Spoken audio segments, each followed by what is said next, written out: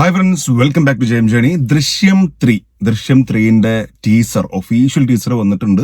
എല്ലാവരും വളരെ പ്രതീക്ഷയോടെ കാത്തിരിക്കുന്ന മെയ്യിൽ റിലീസ് ആവാൻ പോകുന്ന സിനിമയാണ്. പക്ഷേ ഈ വർഷം തന്നെ വരാൻ പോകുന്ന സിനിമയിൽ നമ്മളൊക്കെ പ്രതീക്ഷയോടെ കാത്തിരിക്കുന്ന സിനിമയാണ് ദൃശ്യം 3.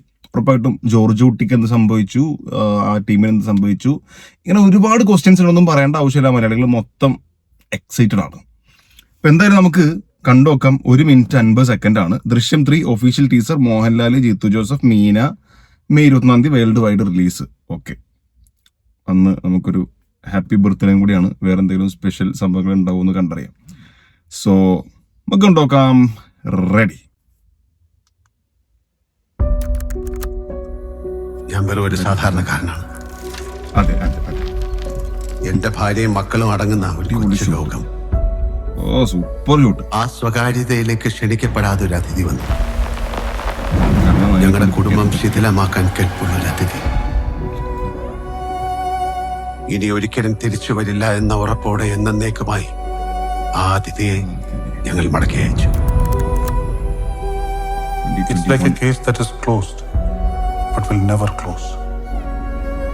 സത്യത്തിൽ ഇപ്രാവശ്യം ക്ലോസ് ആവും. നമ്മൾ അയാളെ അല്ല നിരീക്ഷിച്ചുകൊണ്ടിരുന്നത്, അയാൾ നമ്മളെയാണ്.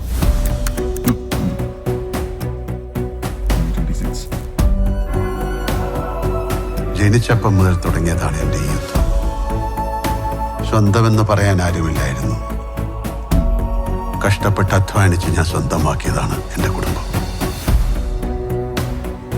അത് തകരുമെന്നൊരു ഘട്ടം വന്നപ്പോ മുന്നും പിന്നും ചിന്തിക്കാതെ പ്രവർത്തിച്ചു പോയി.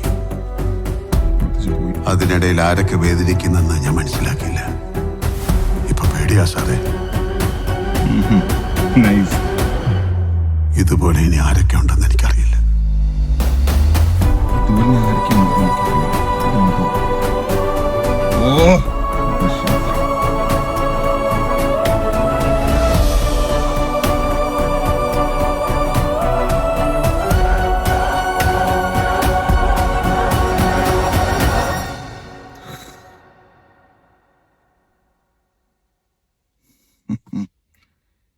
സിമ്പിൾ, വെരി വെരി സിമ്പിൾ അല്ലേ? വളരെ സിമ്പിൾ ആയിട്ടുള്ളൊരു സാധനം.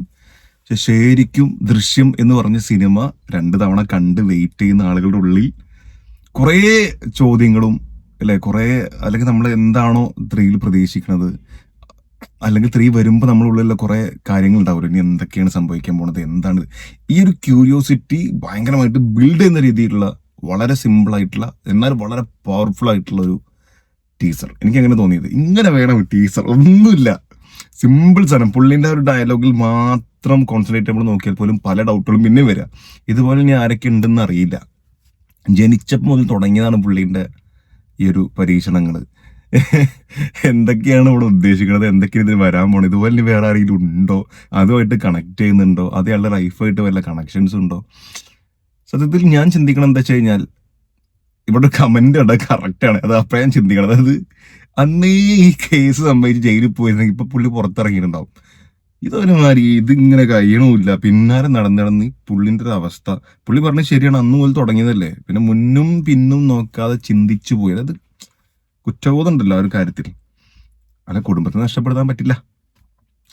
ഇവിടെ നോക്കിയാലും ജോർജ് കുട്ടിന്റെ അടുത്ത് സംഭവം ന്യായമുണ്ട്, പക്ഷെ അവരുടെ ഒന്നും ന്യായമുണ്ട്. എന്നിട്ട് നമ്മൾ എന്തുകൊണ്ട് ജോർജ് കുട്ടിന്റെ കൂടെ നിൽക്കുന്നു? ഞാൻ എപ്പോഴും ചിന്തിക്കുന്നതാണ്, നമുക്ക് എന്തുകൊണ്ട് ആശ ശരത്തിന്റെയും സിദ്ദിഖിന്റെയും കൂടെ നിന്നുകൂടാ, അവരെ സപ്പോർട്ട് ചെയ്യുന്ന പോലീസുകാരുടെ കൂടെ നിന്നുകൂടാ? ചോദ്യം ബാക്കിയാണ്, പക്ഷെ നിൽക്കൂല. കാരണം നായകൻ ജോർജ് കുട്ടിയാണ്. എനിക്കിതെന്ത് പറ്റി?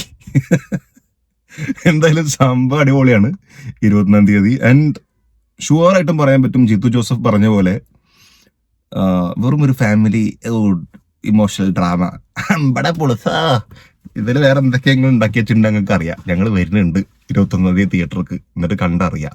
ആൻഡ് റിവ്യൂ ആയിട്ട് നമ്മളും വരുന്നതായിരിക്കും. Stay tune. സബ്സ്ക്രൈബ് ചെയ്യാത്തവരൊക്കെ സബ്സ്ക്രൈബ് ചെയ്യാത്ത കേട്ടില്ല റിവ്യൂ ആയിരിക്കും. Okay, by.